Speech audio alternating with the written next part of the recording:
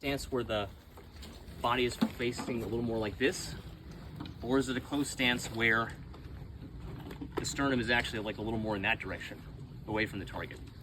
We allow both, and there are trade-offs for both too. I'll explain.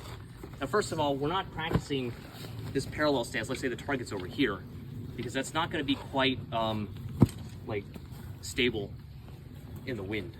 Okay.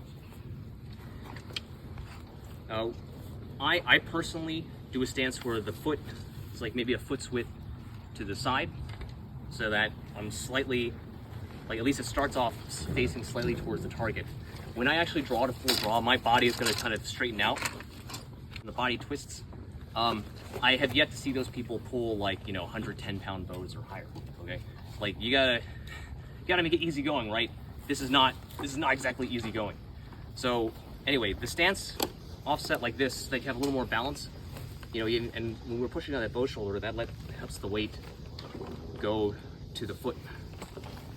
The reason for a slightly frontal stance is because if you have trouble, of the three bow shoulder elements, if you have trouble rotating that bow arm in, having that more frontal stance makes rotating that in a little easier. Imagine if you had this stance like this and you tried to do the medial rotation of the upper arm. Kind of hard. Now, if you have no problem with that, but you have a little more problem with like the retraction of the shoulder, then you could probably benefit with a stance that is a little more back, like this. Okay, like that. You'll see this in English. I mean, I know the English warbow archers, they practice that sort of a stance, but I've also seen this in Ming paintings as well, particularly the one where it's like, the Imperial Guard, they're practicing archery. You'll see this guy who's standing a bit like this, right?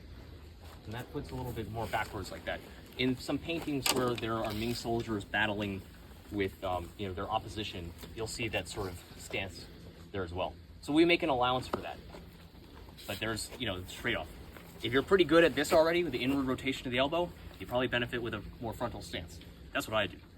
If you feel like you want a little more support with retracting the shoulder blade towards your spine, then maybe you'll benefit from that. Okay. So that's the word on stance there.